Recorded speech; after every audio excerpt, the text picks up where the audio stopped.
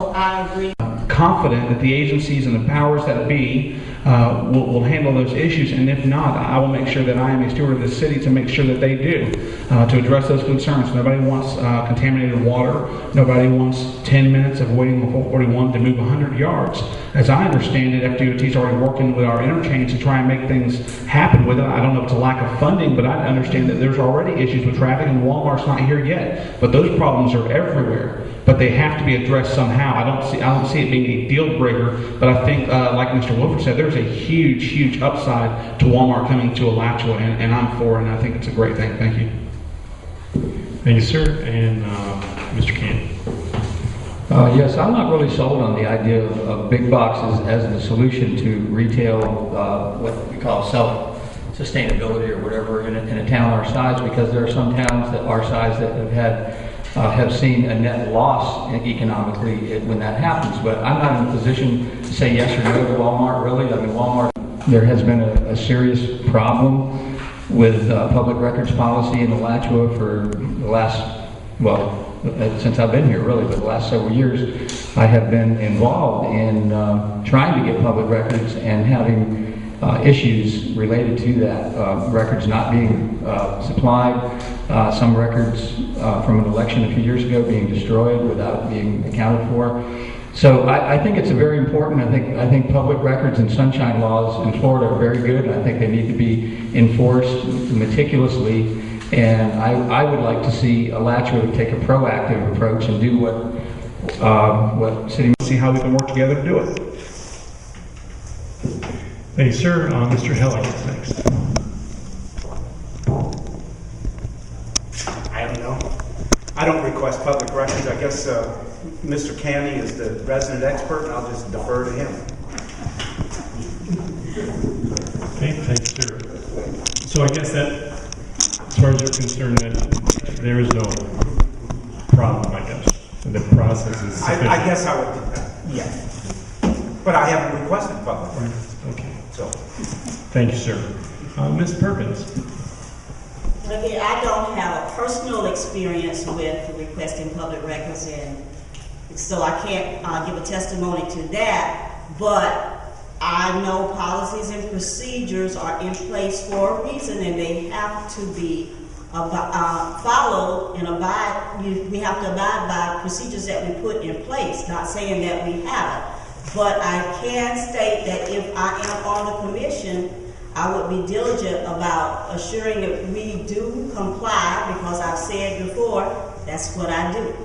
That's what I do on my day job, compliance. I monitor for compliance. And as a commissioner, I would also continue to do that in that capacity as well. Thank you, ma'am. And Mr. Wilford. Serving as the government liaison for our homeowners association board of directors, I have had to ask for several records and have had experienced no problems. Some of them they couldn't dig up because we're trying to fix the sins of the fathers, going back 20 or 30 years, trying to find documents why lights were done or not done. What the city, I think, was avoiding the public records request is just the idea of locating some of the old records. So my personal experience when I've requested assistance from the city management staff about getting records, I've had no problem whatsoever. It's taken a little time to produce some of them, but everyone that I've requested to see has been produced, so I have not seen a major problem with that. Thank you, sir. Next question goes to Mr. Picari, and that is, are you concerned with the impact GRU's planned biomass plant will have on Alachua? That's easy. I've once again well documented. I am not for the proposed biomass facility that's coming as it has been presented that I saw at a forum at Turkey Creek. And the best reason I can give is this. There was a gentleman there that was with them that was from the forestry department or something, and I guess he was trying to convince everybody why biomass is good. I'm sure it has its place. I don't think it's in North Central Florida. But he said that people ask me, where do we get the resources to fuel the biomass? He said, well, hop on a plane from Gainesville to Charlotte and just look down and look at all the trees.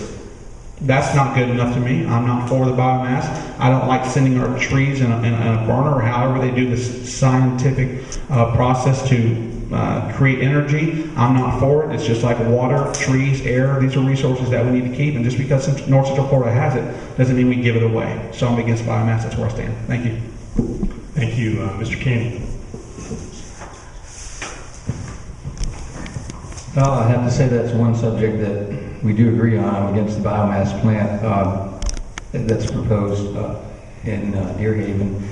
And I think part of the problem is that we're looking at energy from the perspective of large-scale power generation plants that distribute power over a grid. And that's like the old way of doing things. I think the way of the future is going to be to produce energy more closer to the point of use. And we need clean, renewable energy. I think biomass can be done right on a very small scale, in a local scale where you have the materials and the materials are sustainable. What happens when you build a big biomass plant is you create a demand there's a mouth that has to be filled. And maybe when you start off, it's okay, but after a while, you have to keep cutting down trees. You have to come up with, you might become a waste incinerator. Who knows? I mean, because you got to keep this thing going. So I would say large-scale biomass plants haven't proven themselves to me. I think it's a wrong solution at a time when we should be moving away from burning things for energy. Thanks, sir. Next is Ms. Perkins.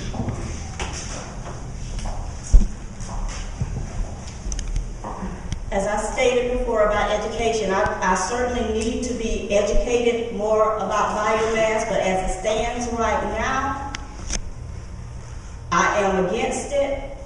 I have stated time and time again, I am for smart growth because I have 4 children that I want to remain in the Alachua area, raise a family, grandchildren, and I can't have that if there's mass destruction.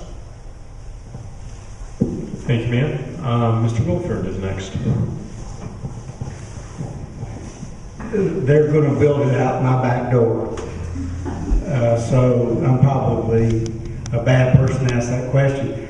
It's interesting. It's when they build these things, it's where they build a lot of it. But the biomass, the way it was explained, is they're not cutting down trees. They're taking the bark. They're taking things that are on the ground.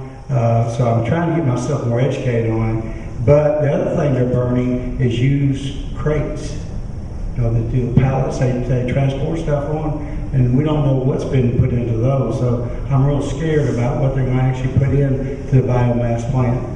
So I would say that in general, I'm against it because one, there's going to be increased truck traffic on 441, about a tune of 350 truck trips per day. And that's going to be very significant, and it's going to tear up our roads. It's going to cause a lot of noise. It's going to cause traffic problems downtown. Thank you. And Mr. Hill. So the short answer is yes, I'm concerned about it. And I think the truck traffic thing is something that's overused a lot. If you don't like something, you claim that the trucks are going to kill the babies.